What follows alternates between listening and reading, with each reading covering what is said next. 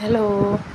പെസഹവ്യാഴവും ദുഃഖവെള്ളിയും കഴിയുന്ന ഈ സമയത്ത് നമുക്ക് ഒരല്പം ചിത്രങ്ങളിലൂടെ കുറച്ച് ആ തിരുക്കുടുംബത്തിനെക്കുറിച്ച്, അവരുടെ പ്രയാസങ്ങളെക്കുറിച്ച് നമുക്കൊന്ന് കണ്ടു നോക്കാം. തിരുക്കുടുംബത്തിലേക്ക് ആ കുഞ്ഞു പൈതൽ പിറവിയെടുത്തപ്പോൾ ആ അമ്മയും അച്ഛനും എല്ലാം മറന്ന് സന്തോഷിച്ചു. ഇന്നത്തെ പോലെ ഒരുപാട് സൗകര്യങ്ങളൊന്നും ഇല്ലെങ്കിൽ പോലും ഇന്നിത്രയും സൗകര്യങ്ങളുള്ളപ്പോഴും നമ്മൾ സദാ പരാതിക്കാരാണ്. ആ അച്ഛനും അമ്മയും ആ കുഞ്ഞിനെ ഒക്കത്തെടുത്തും കൊട്ടാമ്പറം കയറ്റിയും യാത്രകളിൽ ഒരുപാട് യാത്ര ചെയ്തും കഥകൾ പറഞ്ഞും ഒരുപാട് സന്തോഷിച്ചു അവർ.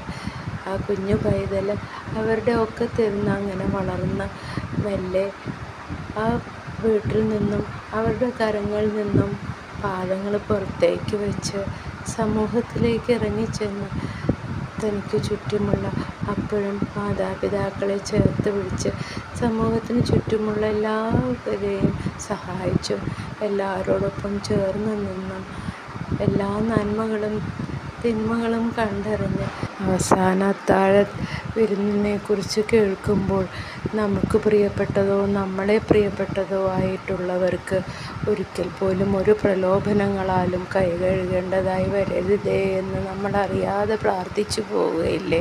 പെസഹവ്യാഴത്തിലെയും ദുഃഖവെള്ളിയുടെയും നിമിഷങ്ങളിലൂടെ കടന്നു പോകുമ്പോൾ മാതാവ്, പിതാവ്, അമ്മ, അച്ഛൻ, ഉപ്പ, ഉമ്മ, അങ്ങനെ ആർക്ക് തന്നെയാണെങ്കിലും ഒരു ഉമിനീര് തന്നെ ഇറക്കാൻ കഴിയുന്ന നിമിഷങ്ങളല്ലല്ലോ. അത് കഴിഞ്ഞ് ഈസ്റ്ററിലേക്ക് നമ്മൾ കാത്തിരിക്കുകയാണ്. ഓരോ കുടുംബത്തെയും ഒരു തിരുക്കുടുംബമായി കണ്ടുകൊണ്ട് ഓരോ കുടുംബത്തിൻ്റെയും വേദനയും വിഷമവും പരസ്പരം സഹായിച്ചും സാഹോദര്യത്തോടുകൂടി കഴിയുന്ന ഒരു കാലം. അങ്ങനെ ഒരു കാലത്തിലെ കുഞ്ഞുങ്ങൾക്ക് എവിടെയും ക്രൂരതകൾ കാണാൻ കഴിയില്ല.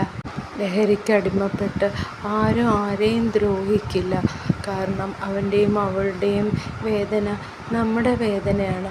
എൻ്റെ വേദന അവരുടേതും കൂടിയാണ്. കാരണം രൂപങ്ങളിൽ മാത്രമേ ഉള്ളൂ വ്യത്യാസം. അതുകൊണ്ട് നമ്മുടെ ഓരോ പ്രാർത്ഥനയിലും ഭാവി തലമുറയ്ക്കും ഭാവി കുഞ്ഞുങ്ങൾക്കും നല്ലൊരു കാലം നമ്മൾക്ക് സദാ പ്രാർത്ഥിക്കാം. ചാനൽ ലൈക്ക് ചെയ്യണേ, സബ്സ്ക്രൈബ് ചെയ്യണേ, ബെല്ലൈക്കൺ ക്ലിക്ക് ചെയ്യണേ. ഏറ്റവും ഇൻറ്റിമേറ്റ് ആയിട്ടുള്ള ഒരാൾക്കെങ്കിലും ഷെയർ ചെയ്യണേ.